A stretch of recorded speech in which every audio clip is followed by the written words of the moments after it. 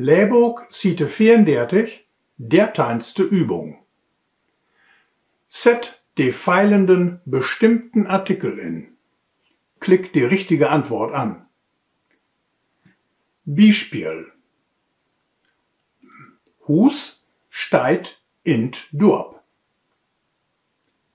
A. Den Hus steit in Dorp. B. Dat Hus steit in Dorp.